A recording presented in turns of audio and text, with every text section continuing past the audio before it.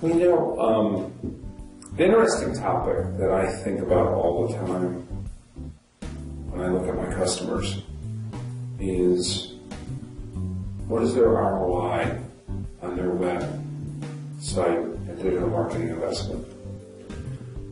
And one of the wonderful things about the type of automation that we bring and the products that we develop is you can figure out what your ROI is, your return on investment. And actually the web is one of the very few mediums out there where you can get an accurate ROI. And I think executives need more and more to start looking at their web business from how much money they invest and what they get as a return. Certainly we have a lot of customers coming to us right now that traditionally they have spent money on pay-per-click campaigns. And with pay-per-click, it's pretty easy. You know what you're paying for the click.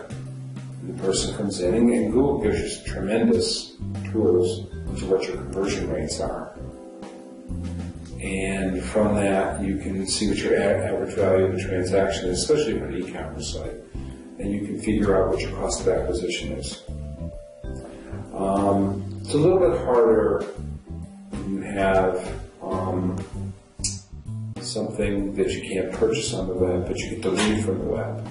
You then have to integrate into a system like Salesforce.com where you can track that lead through as it becomes a contact and opportunity, and finally a sale to the customer.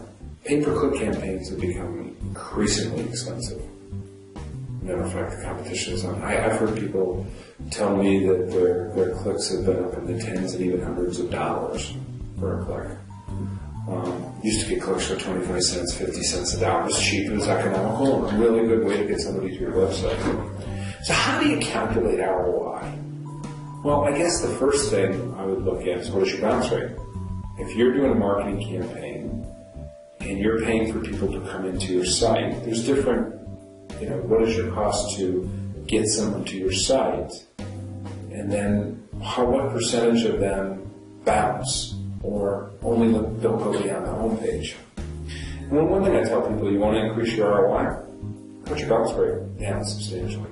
If you had a 80% bounce rate and you reduced it to a 60% bounce rate, that's 20% more people coming in, and that would mean that your sales should theoretically go up by 30. That's tremendous, right?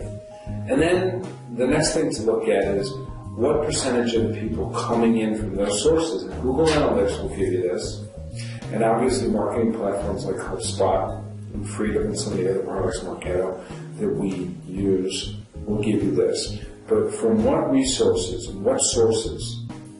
Organic search, people coming in directly from a campaign.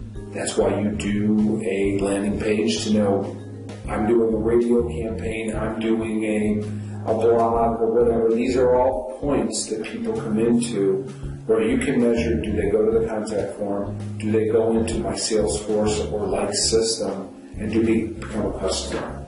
So you need to know what your investment is in terms of what am I putting into my website, what am I putting into my marketing, what are these channels deriving revenue or our goals?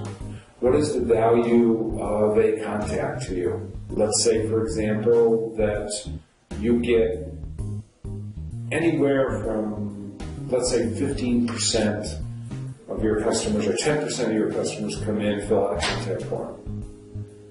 And then how many of those people do you actually convert? And what does that mean to you in terms of business? You're able to then see, should I put more money into a pay-per-click campaign? Should I put more money into blogging? Should I put more money into doing call to actions and workflows? Where is my payback coming from? But you need to put in some sort of goals, measurement systems, to ensure that the money that you're spending in this new digital medium is going towards a return.